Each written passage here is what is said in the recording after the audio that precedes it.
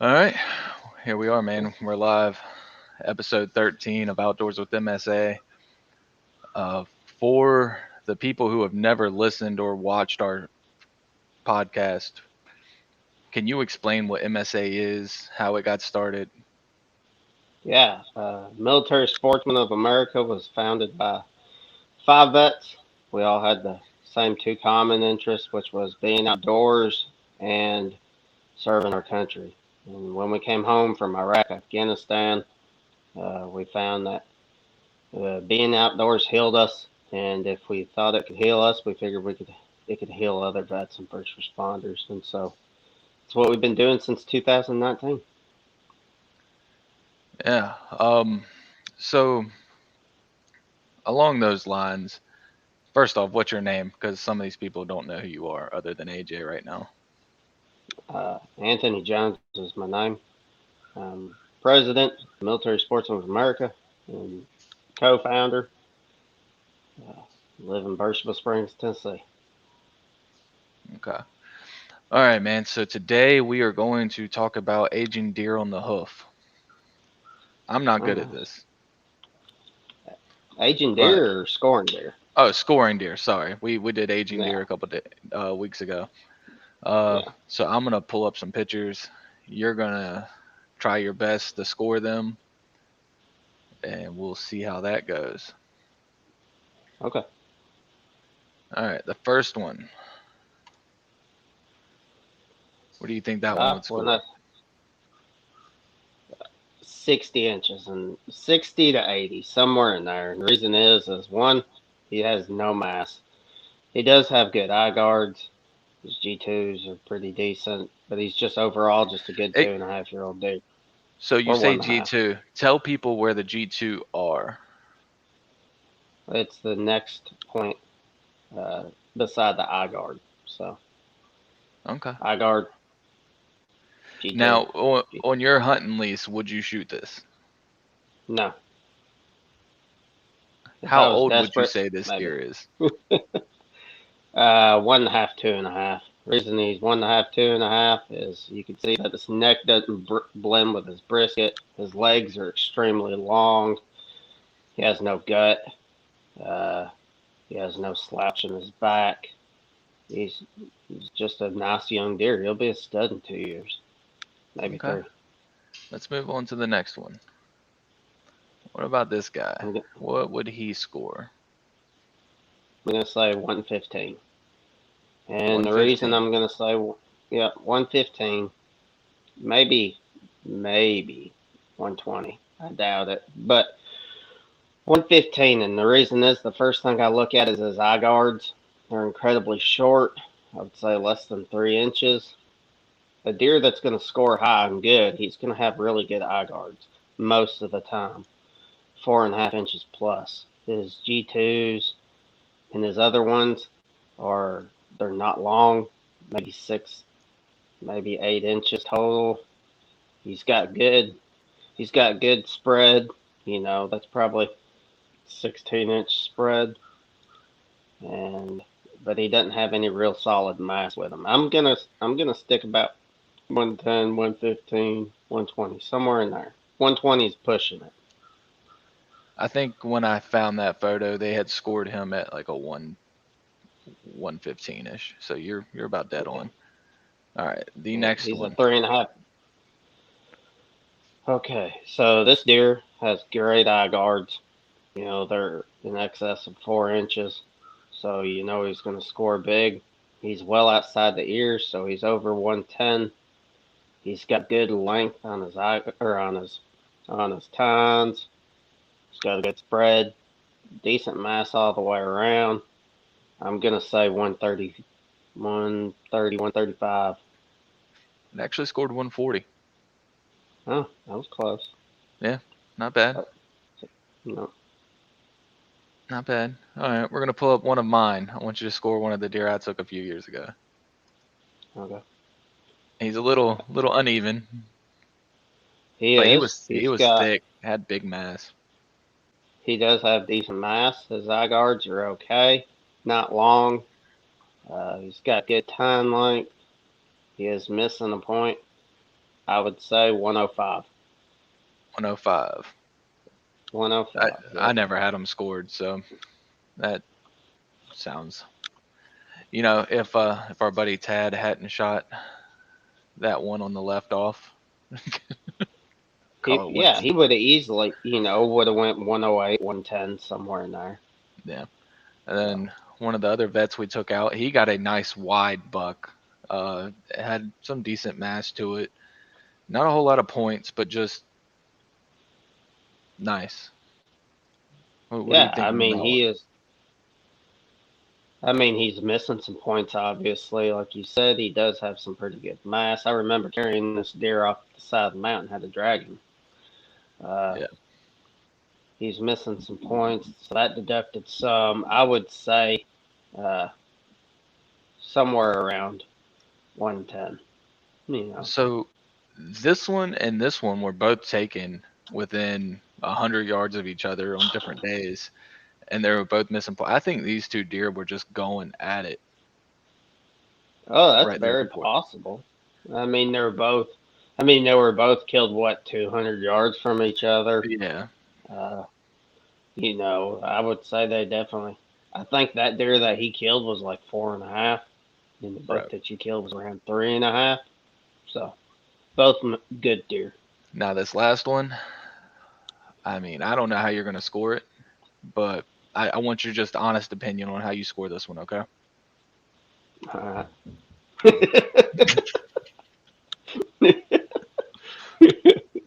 Damn, that's Yeah, funny. Air Force flight training right there. Right. Uh, okay. So we went over scoring and what you thought.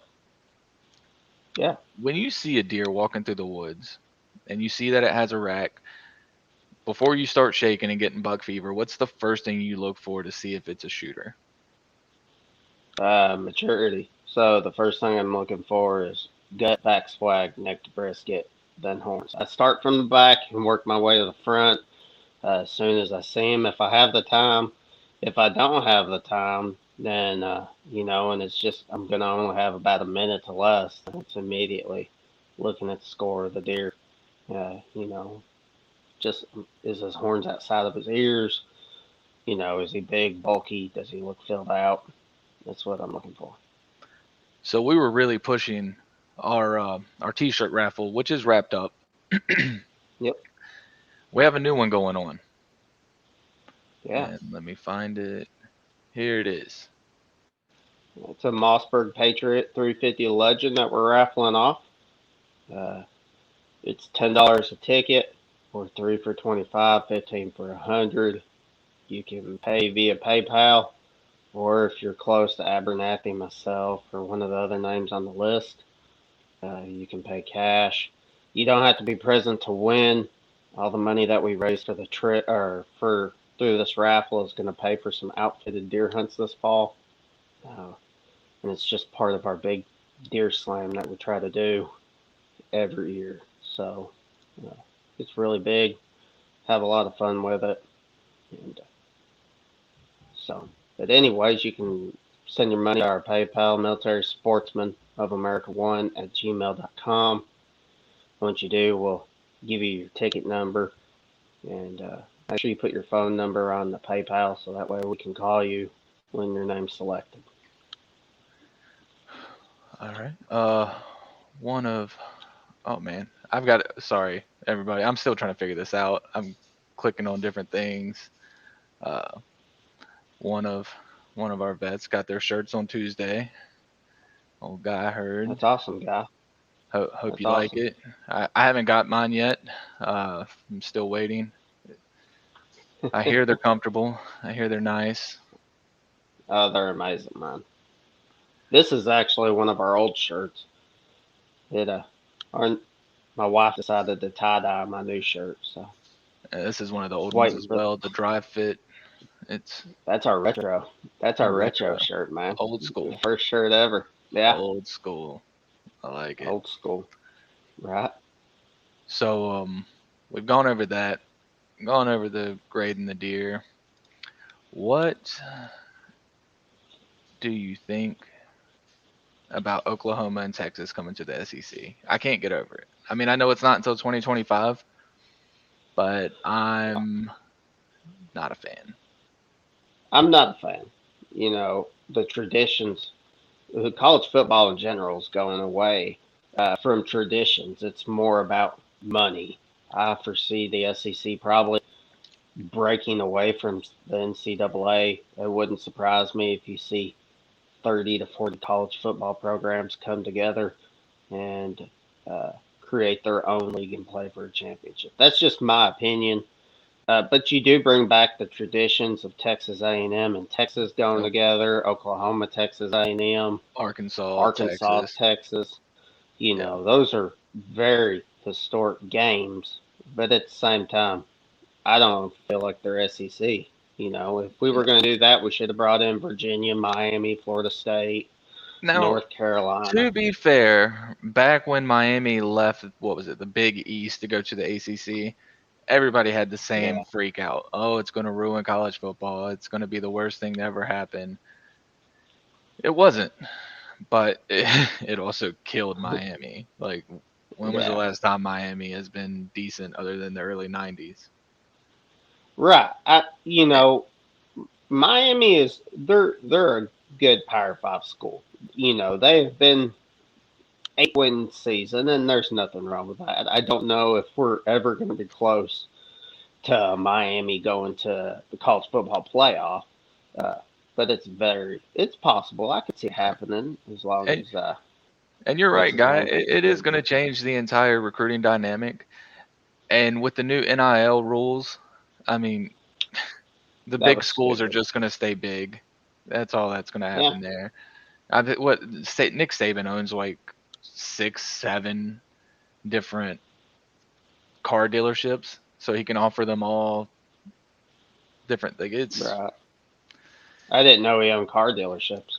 yeah, yeah, That's crazy. yeah. Yeah, He's I didn't know that honestly. I'm just ready for some Georgia football.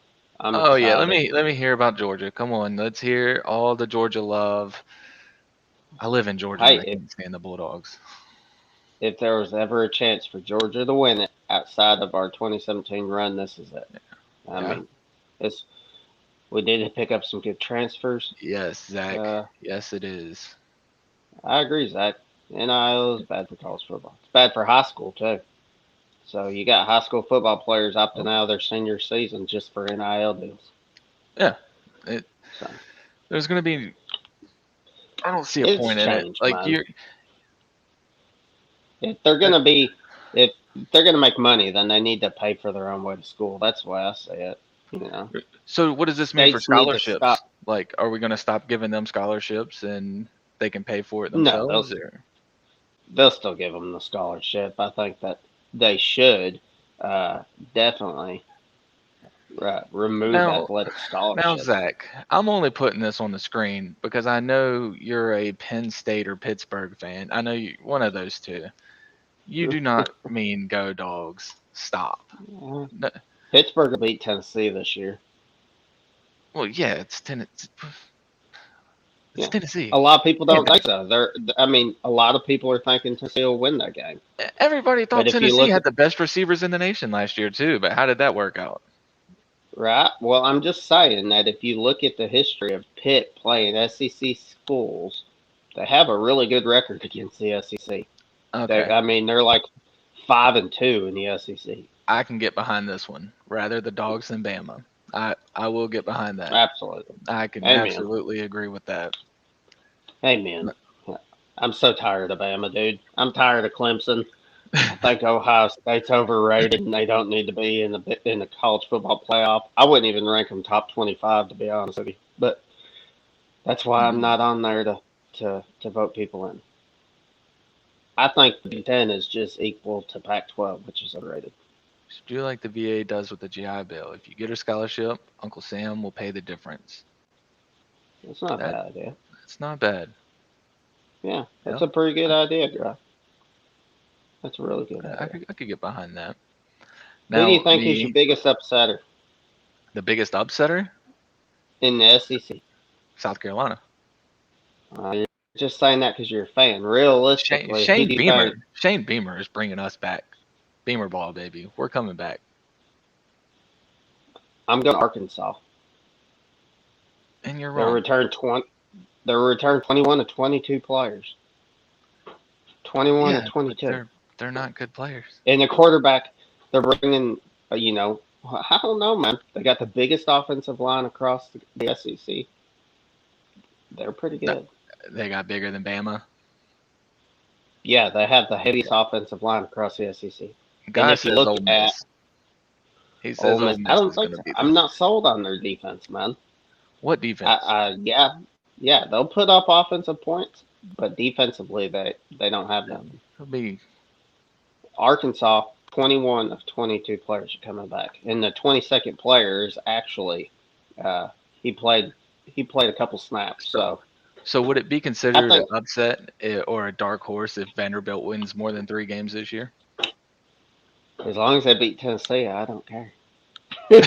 I hate Tennessee, man. I hate them so bad. I hate their obnoxious fans, dude. Every year, if And, there was a way I could send you a picture of what Tennessee's season is, I would send it to you right now so you could see it and oh share yeah, it to the whole. Oh yeah, yeah. I need to Uh, send it to you. I need to figure out how to do this. I don't know if you can put a picture up. I think I have all the power here, Yeah. and I have to put them on before we get started, or else I don't know what I'm doing. Oh, well, that sucks. I'm excited But about today's guest, though, man. It's gonna be yeah, good. Oh Penn yeah. State fan, yes, Flash. Big Ten fans in general. Like I get it. You guys were great back in the day. Michigan is Yeah. the highest winning team in NCAA history, but Not for the past 10 years. not exactly. It's just like the end of like, what have you done for me lately? Right. But I agree, Penn State fans are the worst, mainly I think because I talk Indiana. about Penn State fans all the time. I think Indiana wins the Big Ten this year. Legit. They did good last year. They returned their quarterback. He beat Ohio State last year. Oh, Honestly, think. here's one: Liberty or Coastal Carolina? Because didn't they put Coastal Carolina in the top 25 this year? Well, Liberty's my alma mater, and that makes me very mad that they did not put Liberty at top 25. Liberty is returning a boatload of players. I think they honestly are one of the most underrated college football teams this year. It would not surprise me. The only game that I honestly think that they might struggle in is Ole Miss, and that could be a barn burner between both schools. It could be a 50-point game, or it could be a low scoring game. You know, I really think Liberty is gonna. They have a potential to go undefeated and be not Power Five school undefeated in the top 10, playing for a Big Six game. Yeah, I just wish they would go to the ACC. go Flames. Who is that? UAB? UAB. Isn't that Hey, the? that UAB game is going to be a good game. I'm actually go watch them. Yo, you're gonna It's go only to an the hour game? and a half, 2 hours. Yeah, it's only like an hour and a half, 2 hours from here. Oh, okay. Yeah, I, I'd rather. I wish the MTSU Liberty game was at Murfreesboro because I'd go watch that one too. But I'm glad that they're getting that some outer one's conference games this year. Last year was fun with the all SEC conference or schedule, but that's the SEC just beats each other up too much. It's a well. slaughter. I mean, it's the closest thing to the NFL. You know, so it's just if you look at like the Packers division.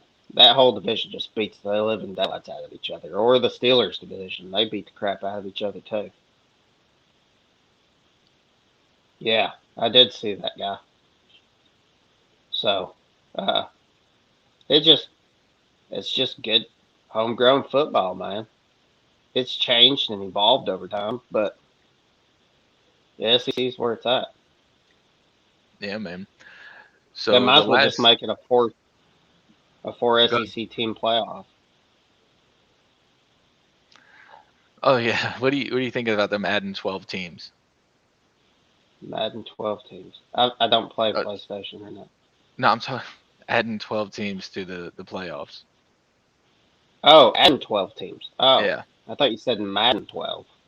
No. What? Adding 12. I think adding 12 is good.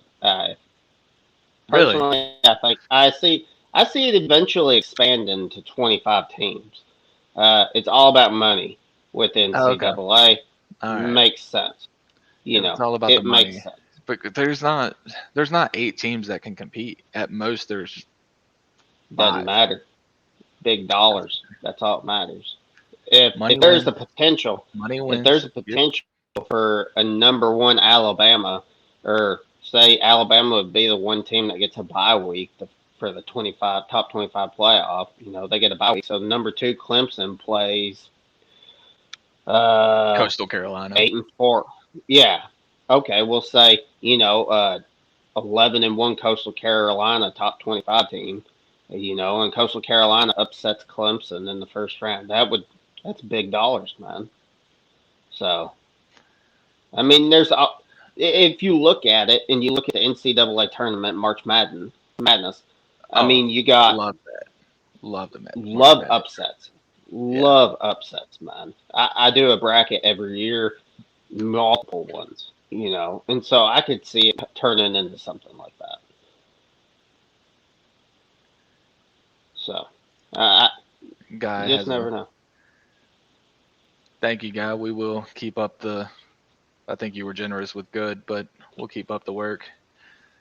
And you Yeah, can. I'll send them a message. I guess I could have sent that to you in a I'm private sorry. chat, but Oh, um, I'm sorry. what? What are you sorry for? Well, I cut you off, man. I didn't realize you was reading it. Uh, I'm excited to do this. I'm glad that we have upgraded to video. are you? There's so much more that we can cover. Yeah, like if we go back through a lot of our podcasts, yeah, we talk a lot, about terrain. What are we looking for? Well, now we can Yeah. pull up a map and say, for turkey season, we can pull up a map and say, never been to this place before. I want to know. I want to figure out where I think turkeys are going to be roosted at. And this is what I'm looking for. I can point it out on maps. And then me and you can go and we can go listen in the woods, do a live video on that and say, pull up the map again. This bird's right here and we was off by 100 yards. This is why, you know. Or this bird is right where we thought he'd be roosted. Or we could point out funnels, pinch points, hollers, you know, terrain features. There's all kinds of stuff, transition zones, that Yeah. we can actually show our viewers, and that's awesome. hmm So the guest that we're going to be bringing on in here in about 7 minutes, dude has a wealth of knowledge that he's about to drop. Uh, I'm excited. I think this is probably one of our biggest guests yet. Not knocking anything to Dan DeWitt or Deuce Outfitters Ministry, but this guy's in the archery industry and he knows what he's doing and know what he's talking about. He's a big supporter of MSA. He's a vet, and I can't wait for him to come on. yeah, you want me to go ahead I and mean, send him an you can bring invite, him or in now. I was about to say Yeah, we've covered bring him our. in. Our daily dose of bull crap. Yeah, you yeah. know. People are going to start telling us to just come on with a guest. Yeah, probably. But this is the first time everybody gets to see our beautiful faces. And no, we're not related. And I know some of you out No, there wondering that. he's just my brother from another mother. All right, I sent him that, so he should be in soon. He'll be insane. Um, Absolutely.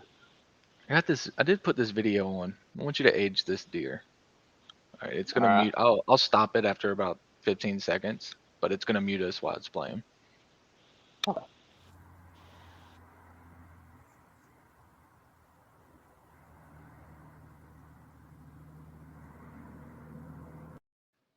So about how old do you think that deer is? It's a yearling. Yeah. It's a Yep. It yearling. was. Yeah. Where's the What's big up, deer? David? How you doing? It What's up, was a David? little button buck actually that would not leave my stand. I That's try. I awesome. was talking to him. I was like, hey man, you gotta go on. I'm waiting on Right. your daddy to We need to show get up. David. We need to get Yeah, David in here. yeah, David.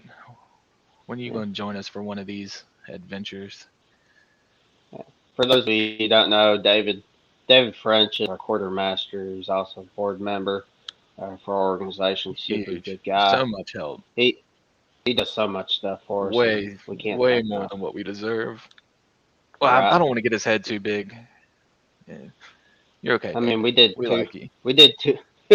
We did two turkey shoots last year, and I mean, we couldn't have done it without him. He brought so much stuff to the table, raised a ton of money. Oh So, yeah. Well, still waiting on Matt. Did he ever well, I say what mean, he liked to be called? Matthew, destroyer of soft tissue. I don't know. Just call him that. I'm gonna ask him when he gets in. Yeah, he might actually be waiting till 10:30, which is okay. I mean, it's just Hey, 4 minutes. So, he could be. well, I mean, Otherwise, while we're oh, waiting here on you him, go, Anthony. Here's a question you can answer for Chad. hey Chad. Uh, so, what you do is just if you'll read through all the details on the post, it'll be a who, what, when, where, and what you need to bring. The post on You what? know, Tell him where the post would be. It'd be on the so Facebook page. our Facebook group page, which is Military Sportsmen of America, looks just like that. Can't miss it. Uh, just go in your search bar, type Military Sportsmen of America, click join. Uh, fill out the questionnaire, submit it. We'll approve you. And so when you see a deer hunt or a turkey hunt or Oh, any I think type I had a of button there outdoor for that. activity trip, yeah, that's Oh, our well, website. that's for the website. If you want any of the, Yeah. well, you can't get this shirt or the one he has, but we have some new shirts on there. So, uh, so what you'll do is just find the hunt or the trip that you want to go on, read through the details, make sure you can go, comment the keyword, we'll assign a number to you, and then randomly draw that trip live. So there's no question as to whether we're just a buddy system or if we're actually selecting random people, or not random people, but random vets, first responders to go on the trip. Uh, and if your name's selected, you get to go, man. So, and thank you for your service. Thank you for joining us. Yes, thank you, Chad. Thanks for watching. Um, I Hey, gotta at keep least we watching got some out. viewers. Yeah, well, You Anchor, know, when we were doing just the audio only, I feel like it was not telling the whole story because I would go right? through and it would be like six listens, 4 listens. Yeah, Well, thank you, Chad. I mean, it helps us just as much as we're helping everybody else. If I wasn't doing this, I don't know what I'd be doing, to be right. honest. Hey, I'm glad I put my foot in your butt to get this rolling, man. You've really evolved us I as a I whole organization. I dragged my feet with this pretty heavy. Um, I, I mean, you got done faster than I thought you would. man, I'm not technologically sound. Like there's still so much more we could do. Like we could get somebody to make us an intro or an intro video, and it would Dude, be an much intro better. video would be awesome. Would I be know, awesome. And I not know. just That's the that, I look forward to us getting cameras for each chapter, and start filming these trips and telling the yeah. stories of the vets and first responders that go on the trips. So average Joe can see them and be like, wow, this organization is really doing a lot of work. And then we can bring those vets in and let them talk on the podcast, tell their perspective of the story, not just off of the video of their trip. Oh yeah, yeah. I like So, bringing in the guys who have been on hunts. It's always a good story. Oh, love hearing how they made a lifelong friend on the trip. yeah, absolutely. I mean, well, our Tennessee chapter captain plus Darren Seals. I mean, he's a vet out of Arkansas. They're lifelong friends now, and they met each other last year on a duck hunt out of Arkansas. Best Okay. friends. Darren comes to Tennessee all the time. I think Jonathan and Darren or Deron. drove Oh, all the way to Oklahoma and picked up a truck. here he is. What's up, gentlemen? There's the man. Oh, no, I'm Hey, not. Mr. I don't Matt. want to be the big. There we go. That's the view I wanted. So I Oh, didn't nice ask you antelope. yesterday, Matt. Do you like Matthew, or Destroyer of Soft Tissue? just Matt's fine. Just Matt. Okay, we can Yeah. go with just Matt. Good morning, Mr. Matt. How are you, sir? I'm good. Busy. I'm good though. It's nice to kind of take a break and chat about broadheads and bow hunting, and I mean we've just been packing up orders and dealing with production fun, and it's just never ending. Oh, So that's awesome. So, Ex- ladies and gentlemen, this is Matt. He is the president and founder and creator of the VIP Broadheads. What a beautiful Rio. I love your Rio back there. yeah, that was a bird when we first came out with the guillotine. What 18 years ago, Cindy? I think it was.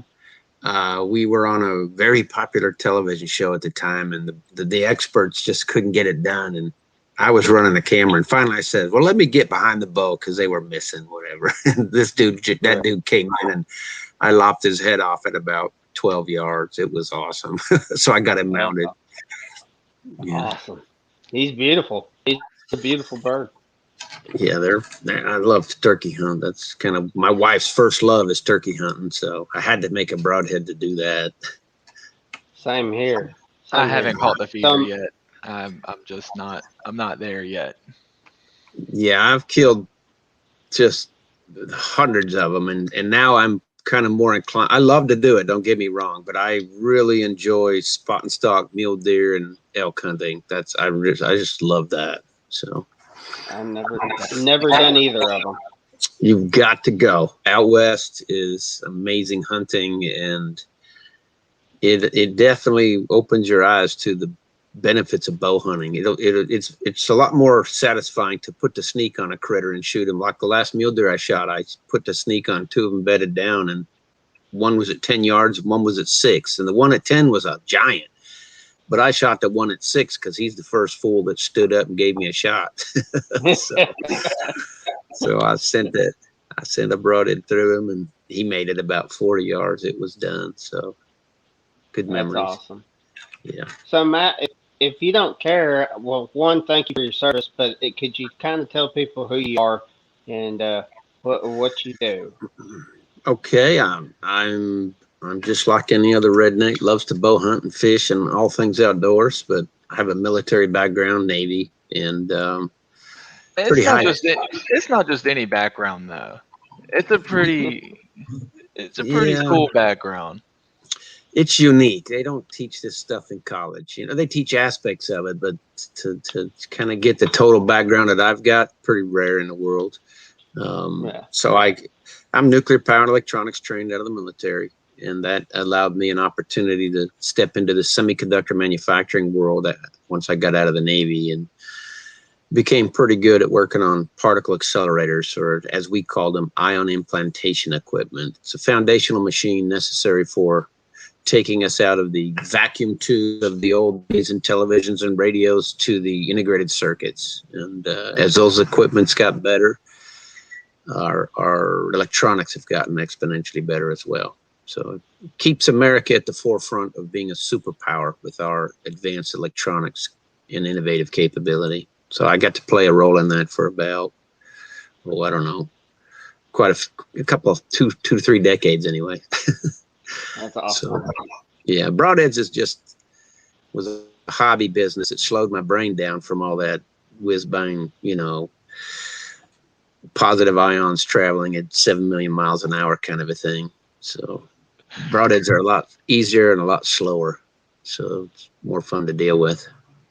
And your broadheads are extremely lethal. I shoot your two blade veteran, and I love it. Uh, it I like that it's momentum driven. It's got a fixed cut as well as an expanded cut, and I think that's where our market really needs to be. Where I'll tell you what, Yeah. Well, you Matt. talk about I fixed love cut. Yeah, go ahead. I love your insurance protectors right here. Well, we Your call those lawsuit eliminators. yeah. Yeah. they do good. Yeah, I like to say you're close with respect to saying you like the fixed cut and the mechanical cut, and that can be termed a hybrid, right? But we're not a hybrid. We have all the benefits of a fixed blade, cut on contact, structural integrity, cut a minimal cutting width of, in that instance of the veteran is 1.25 inches. And then we also have the benefit of a wide cut mechanical where the blades will release and open up to a much wider internal lethal cut. But we are actually a third and more important step beyond that, in that we automatically can adjust our cutting width to the different densities of the animal, meaning whereas there's bone, we reduce cutting width without deflecting the broadhead or slowing penetration, forward momentum down. We don't waste energy. And then where there isn't any obstruction, which is typically soft tissue vitals, and we cut super wide. So we're the only ones in the industry focused on maximizing to the most efficient manner possible all available forward momentum energy to ensure and enhance the lethal outcome of wherever you hit the animal. We're going to do max destruction and get the deepest penetration. Well, And it's like a bunker buster. You know, a bunker buster goes in small, and then once it gets inside the bunker, it explodes. I mean, that's what the yeah, veteran does. It goes in through bone, and then it opens up, and it just creates mass destruction inside those right. vitals. So on There's a this one, few, yeah, there's a few these wings. mechanical broadheads that'll do that, but they hit the offside chest cavity wall and stop. And through my lethality studies, we realized that by stopping at the offside chest cavity wall, especially on those marginal hits, which happens far more often than bow hunters will admit and realize, the exit wound became super critical to get. That greatly enhanced the ability of bow hunters to find that animal that eventually would die. And that is the secret that allows us to have, by far, out of every 100 animals hit, you're going to find a lot more animals with the VIP broadheads than any other fixed or mechanical or hybrid you can claim is better. It's just not. It's that concrete of a difference. So we know we're onto something. It's why momentum management has evolved to this new category of broadheads, because the lethality studies eliminate question of marketing or personal bias. It is, you're going to find more animals. It's that simple. So we have a question here from my wife that's watching in the other room. Apparently, she wants to know where you can purchase the broadheads. www.veteranip.com. And in anticipation of this podcast, we went ahead yesterday and I had my team reduced by $10 a package our website pricing, so anybody listening can enjoy a big discount on all our broadheads right now. So Oh, awesome! Thank Awesome. you so much. yeah, thanks for So having me on. my question on Absolutely. your other one here, what was the thought process behind the wings here? Because the locking mechanic, when I first played with it, took me a Yeah, second to figure out. But once I figured it yeah. out, I was like, ooh, I like it. Now hold that real close to the camera if you would, and I'll show you a little mistake. Yeah, I can see how your cutting edge on your rear blades is angled forward a little bit. Yes. Hmm. Pull them, grab one of those blades and just ease it backwards a little bit, and you hear a click. Oh, Right yeah. now you're locked. You should have a straight line across there, and that ensures you're locked in, ready to go, and your accuracy will be field point. So it was just a There it mental, is. yeah. Okay. It was just a method that I wanted to ensure people understood and could feel that the blades had a steel pin lock in them, and there was no possible way they were prematurely, and they knew if it's on the end of the arrow, it's going to do its lethal job 100% of the time. And So see, I used these last year. I mhm. don't, the background here is just killing me. Yeah, you got to hold it in front of Anyway, your body. There you yeah, go. there we go. Anyway, they never. Every time I pulled one out of the quiver, it was never locked in, even though it claimed that they would stay locked in through bump test and this.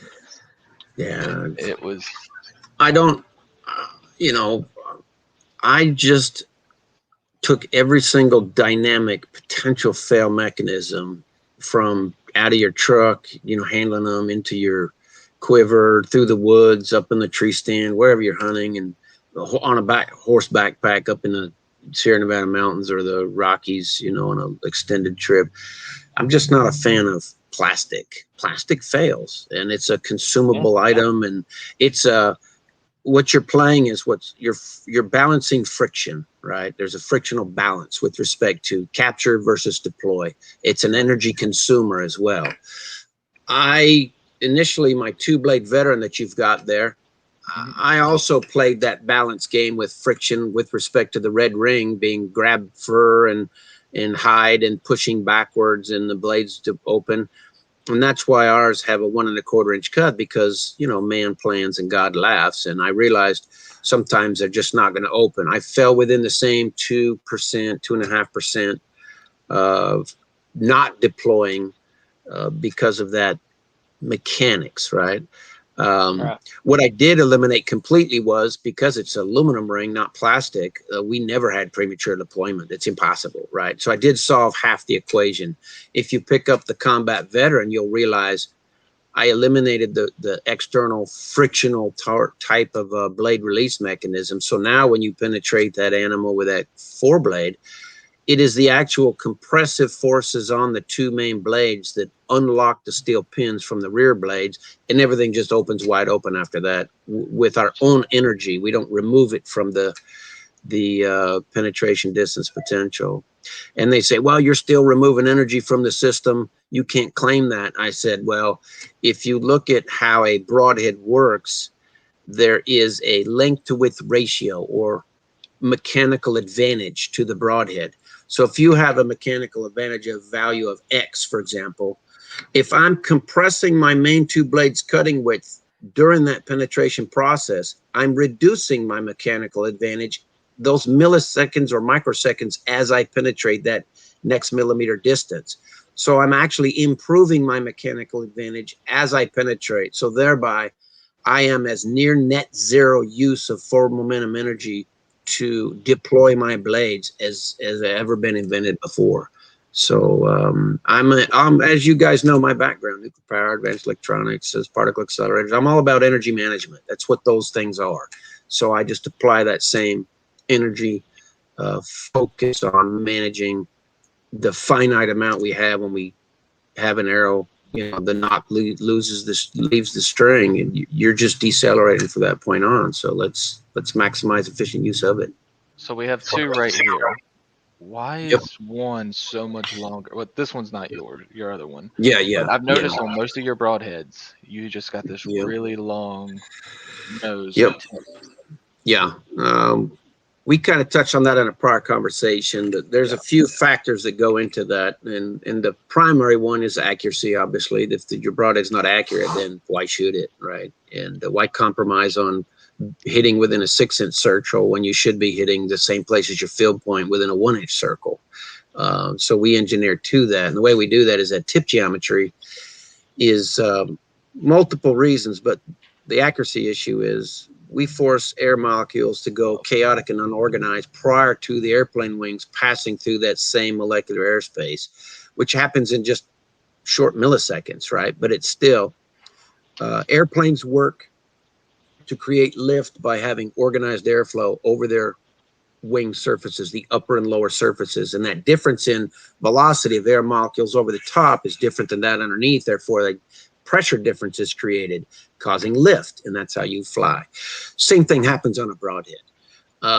So I don't want organized airflow. So my tip geometry makes it go chaotic and unorganized. So whatever pressure difference there is across what little planar surfaces I have when my blades go through it, I can't create enough or any appreciable pressure difference, so no lift, and I go exactly where my field points go. And unlike all other broadheads, as everybody's experienced in the evolution of fixed blades, especially, it's and the advent of the mechanical, and why more and more people shoot mechanical is, for every factor of 1 you increase velocity, you exponentially increase the coefficient of lift of a planar surface. So the faster you shoot everybody else's broadheads, the more likely you're going to run into a larger dispersion pattern of your broadhead compared to your field point because of that lift generating ability. Or in the terms of mechanicals, you actually see some mechanicals out there that have a lift creation problem, and they're not identical to a field point. But more importantly, as the launch energies go up, you have premature blade deployment, things of that nature. So David French has a question for you. Okay. Which would you recommend for a crossbow? All of our broadheads, just for the very reason I told you, we are engineered. The difference in our broadheads and anybody else is the faster you shoot our broadheads, it doesn't affect it. The better we perform because we're engineered for those higher velocities, those higher impact energies as well.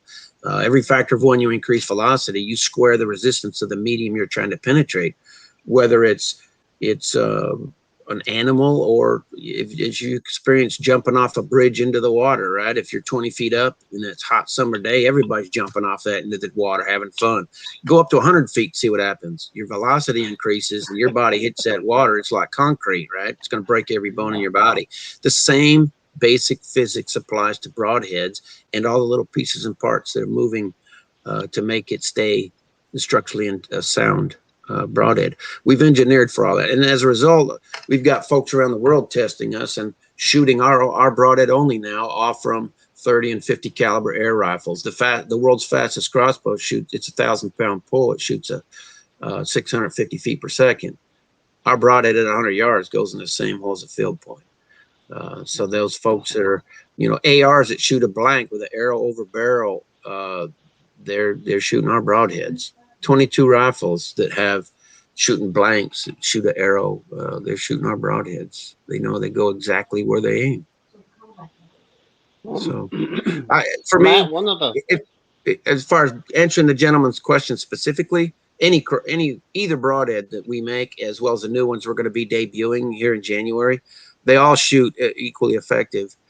If it's my choice, just because of the lethality enhancement, and you have such high energy, shoot the combat veteran 4-blade. There's more damage being done, and you're still going to blow right through that animal. Crossbows typically are well over 100 foot-pounds of force, applied to that bolt.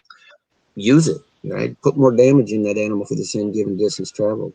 Now, we know you can't say anything about what's potentially coming out in the future, Yep. but can you at least say prepare to be amazed? Absolutely, yeah. I normally by now I've got some of my prototypes in the hands of some folks that I trust, and to keep things confidential. But with the team that we've gathered in the last 24 months to take VIP from our small family garage business, basically, where we're just kind of kicked around in the industry by the big boys on the block. There's two aspects of our business, both the business itself. We're going to be revealing at the ATA show what we've accomplished. And like, I'm the guy that invents broadheads, but I'm not, I don't have the business mind or the marketing expertise or all these. I'm not a salesman, right? So I'm not traveling the country shop to shop selling broadheads. So we've developed a team that is just amazing in the last 24 months. It's all coming together, and it will be debuted at the ATA show. Along with that big business debut is our new, God, I'm sitting over here, so it's hard not to grab them and show you. I've been assembling. I want to see them. I want to see them so bad. I can let you know. Wait. We're going to be debuting 3 new models of broadheads in various weights.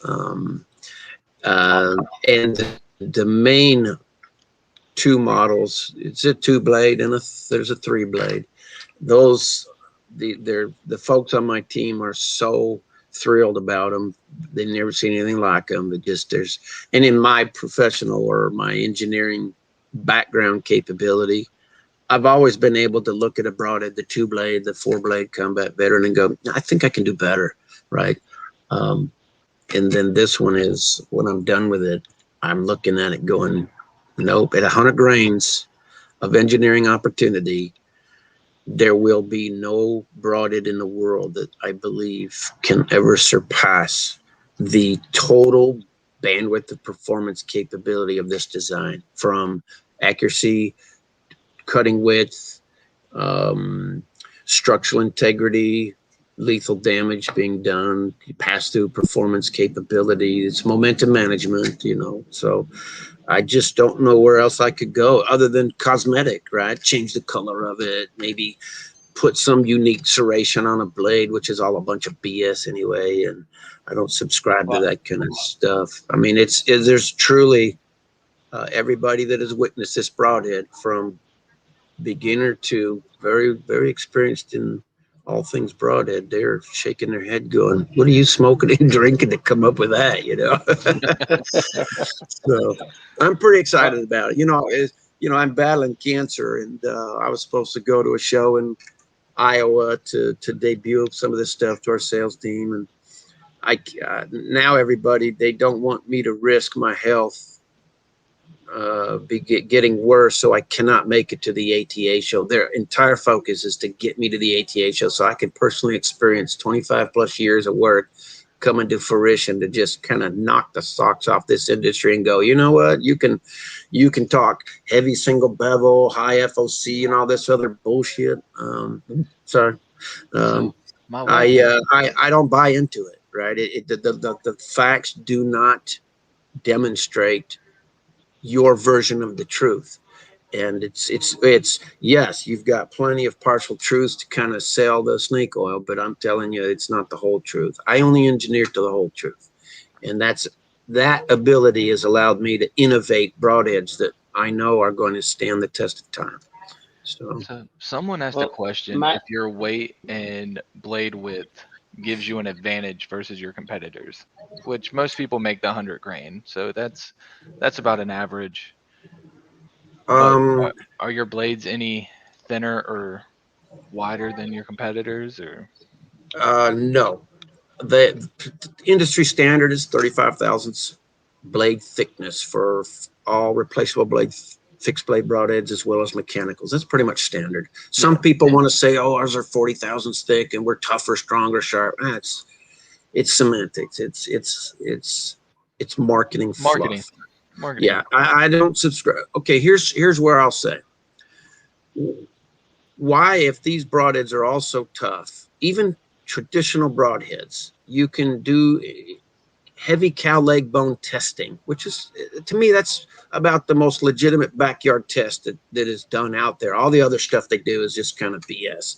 But for bones, that's part of what an animal that we're going to be going through. So even though it's not live living bone, it's still a good test of a broadhead. And all these broadheads, they don't even penetrate. They'll destroy at impact. They'll penetrate the first layer of the bone. They won't go all the way through. But you pull the broadheads out, and they're destroyed. Blades, everything.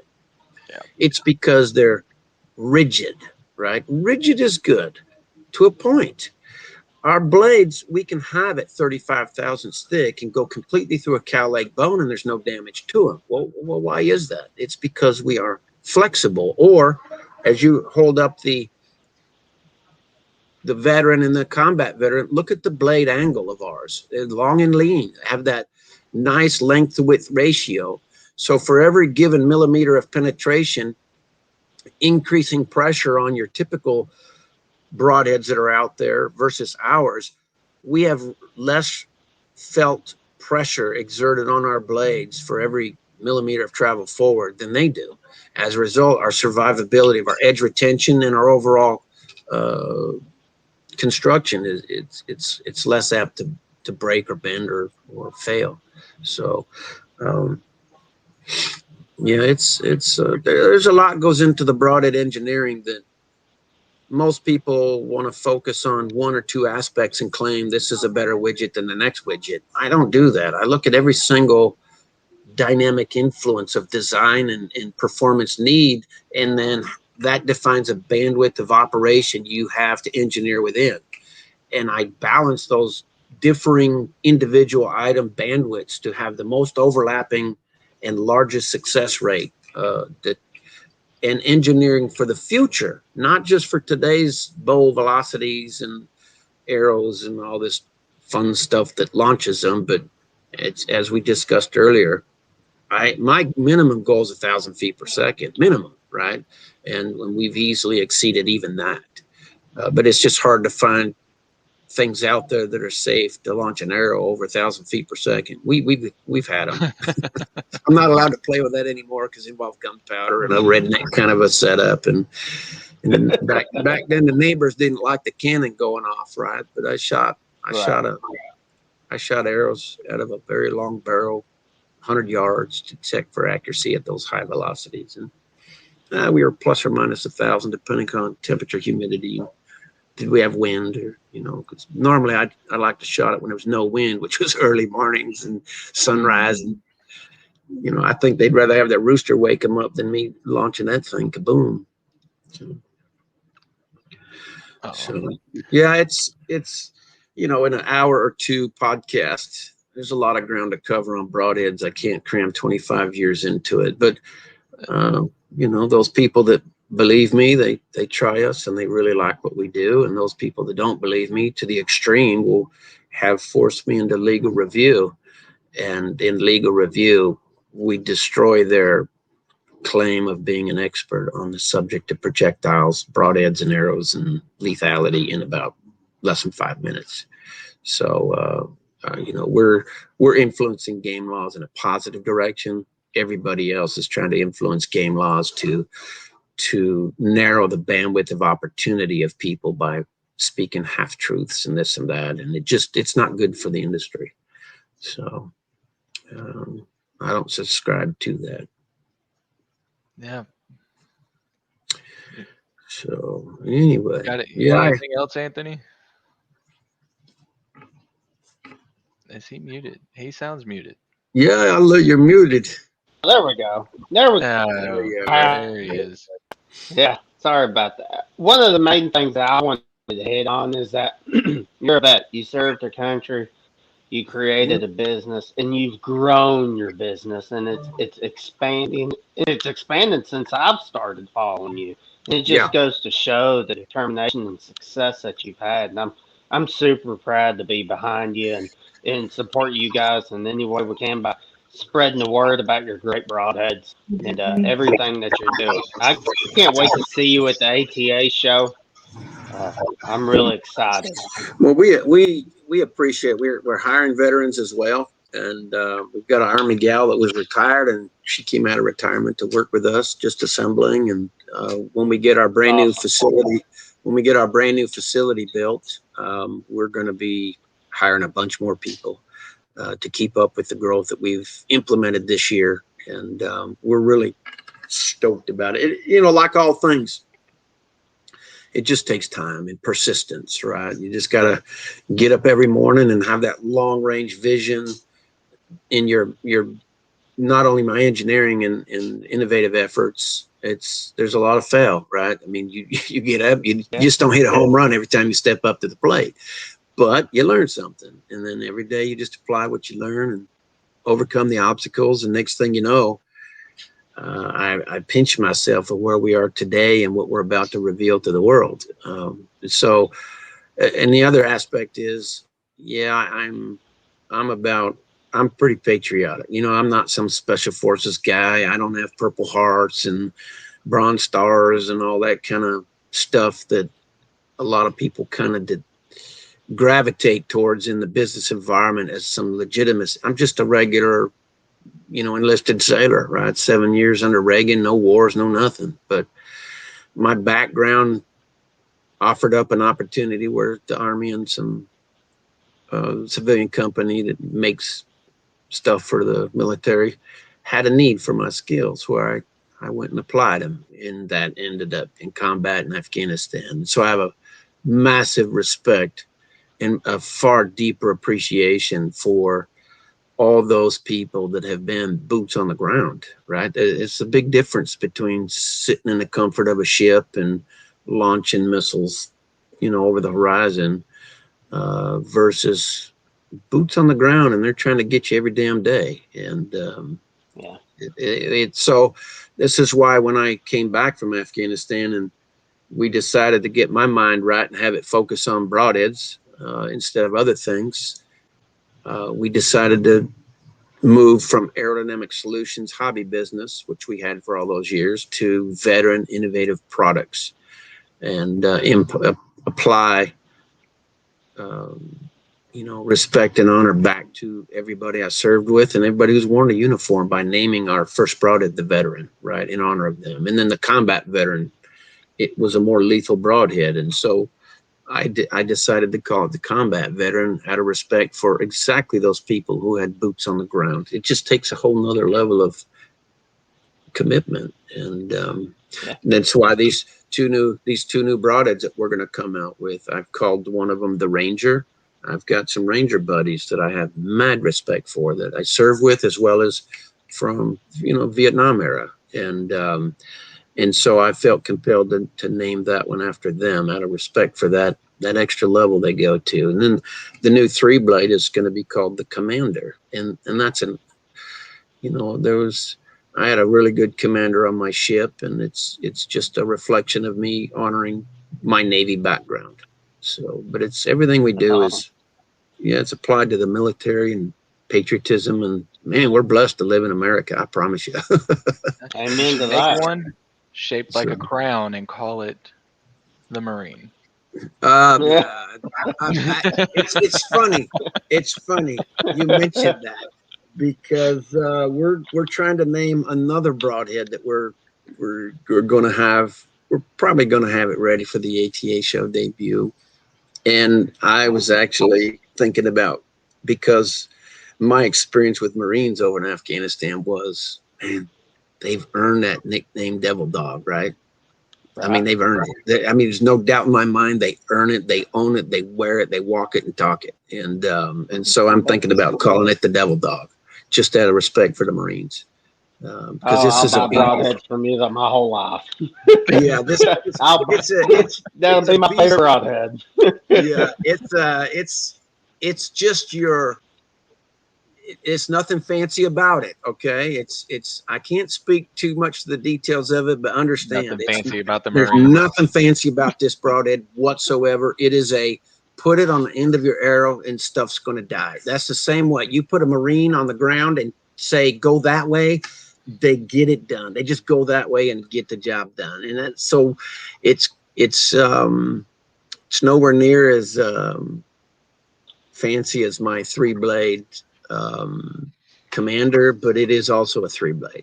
I'll give you that much. Awesome. So, awesome. yeah, we're leaning towards calling it the Devil Dog. So, the Jarhead, David. I see David Cagle chimed in there. The Jarhead. Hey, David, we actually put that on the table. So, we should probably call it something like the Crayon Sharpener. Because they like eating crayons. So I don't know. We've had some fun with it, trying to come up with a good name. But again, I'm going to always go back to, I don't want to offend anybody, because I have a foundational, massive, mad respect for everybody involved, and especially folks like Marines and Special Forces. And when you're in the Brotherhood, though, you can crack the little jokes here or there. Hell yeah, that's mandatory, right? It's mandatory. So, yeah, we have fun with it. So I'm gonna ask you guys questions now. Okay. You ready? Yeah. I'm gonna flip the script on you. All right, AJ, where are you gonna go hunt this year? For what? This year for just deer, I'm gonna hunt here in Tennessee. We got a really big hunt coming up in November. We're doing a deer camp for 15 vets. We're gonna camp out and hunt some public land. Next year for turkey season, though, I'm going to Florida, Kentucky. Going to try to hit Michigan, Indiana. Okay, turkey season. Well, you're going to do that with a bow, then, right? Because I got a brand. I'll crack it open here. I got a brand new guillotine. We're going to be debuting at the ATA show, so you're going to have to lop the heads off some turkeys.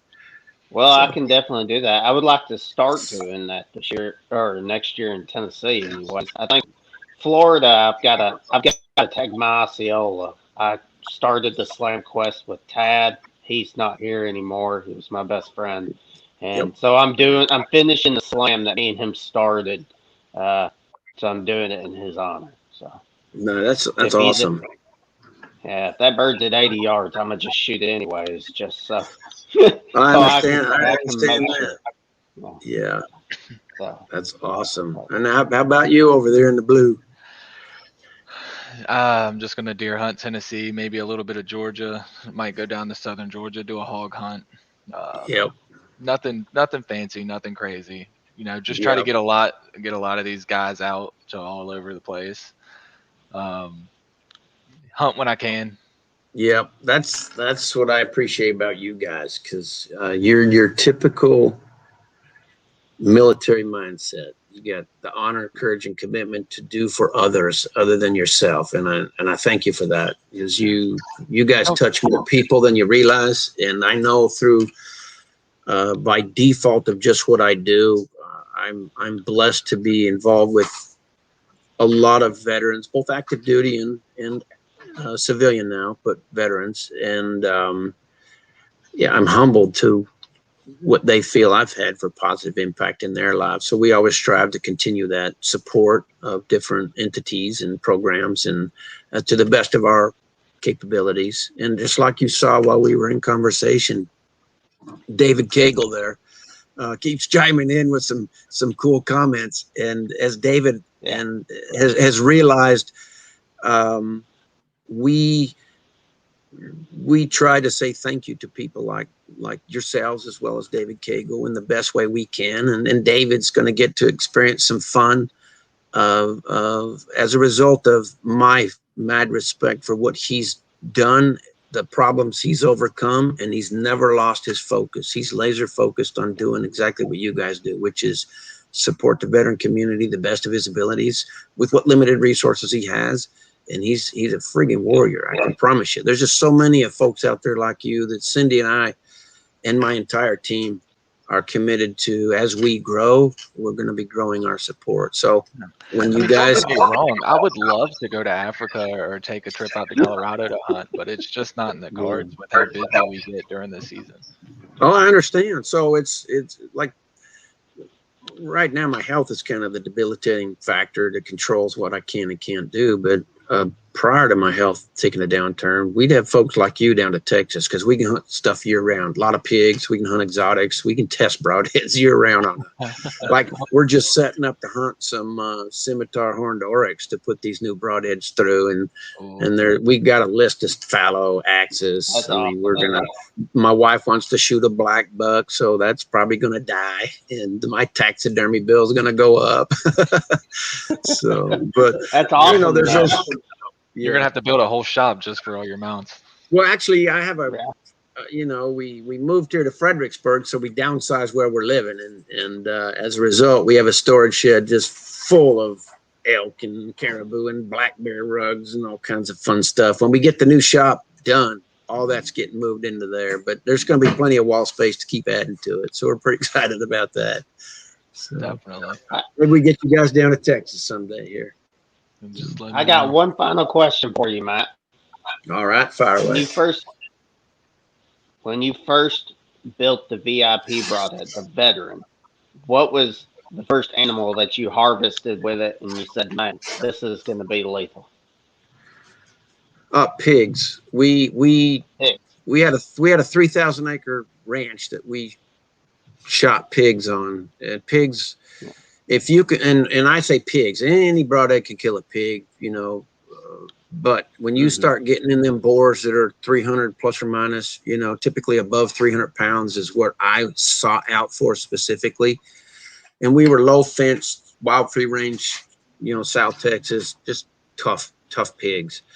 And we had developed a hog log wild pig feeder, and that brought those big boars right where I needed them, 20 to 25 yards.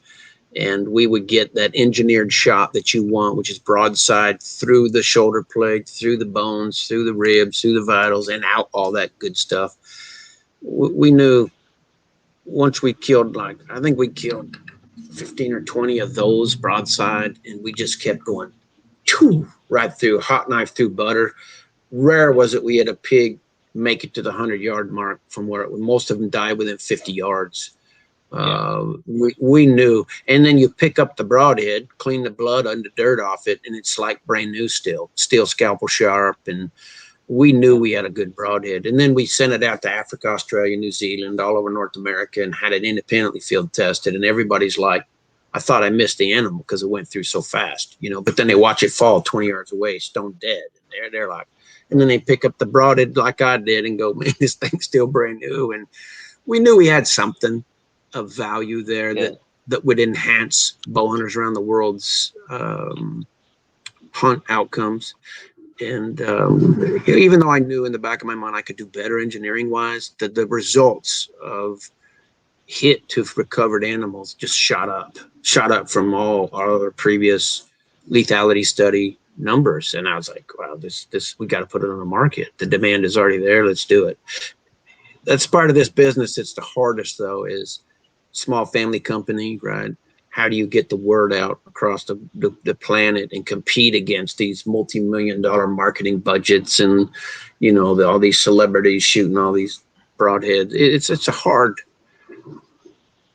wall to scale, but the truth always comes out in the end, and the truth around the world is, we're a Field and Stream. We were finally selected as one of the top 10 broadheads for 2021. The combat veteran VIP got a lot of recognition from that. In Europe, we were selected number 1. I got a phone call from a gentleman out of the UK and go, hey, they did their research, and that combat veterans number.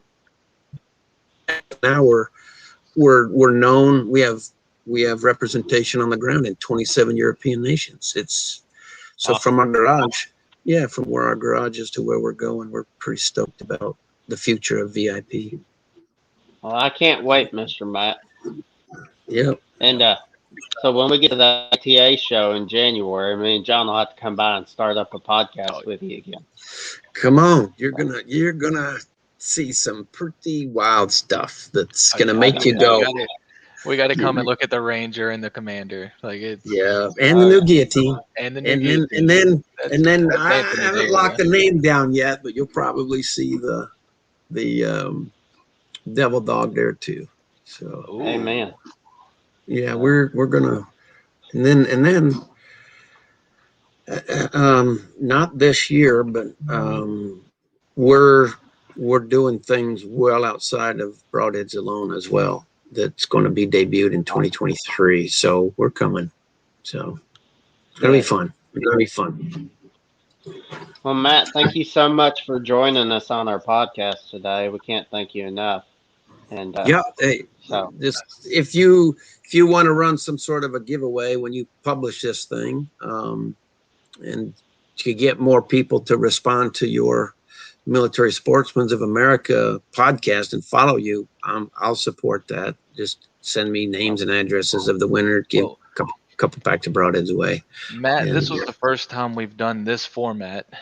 And I know it looks like I'm looking everywhere, but I have a huge screen in front of me with everything, so I'm not rolling my eyes or anything. I'm just looking everywhere.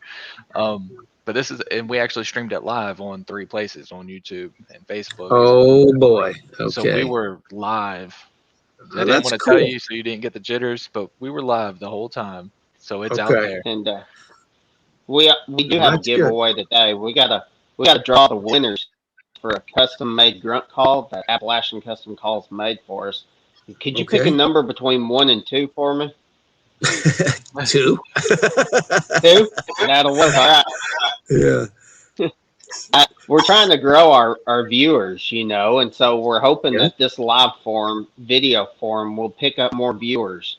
And so if you want to do another giveaway, then just comment the keyword, and when we post this on our Facebook page of thanks VIP, and we'll get you some address on next week's podcast. There, Mr. All right, that'll work. Thank you so much.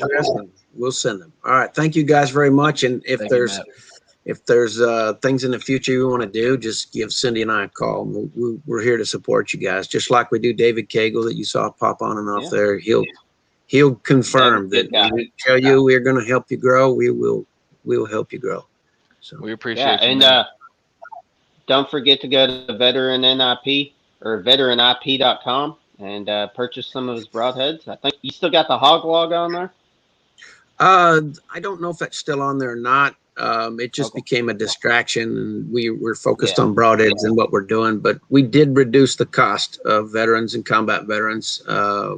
So there's an opportunity to save a bunch of money right now. and we'll run that. I don't know how long they plan on running it, but we wanted to generate some excitement and get them in their hands, and if they try them, we know that they're gonna use them.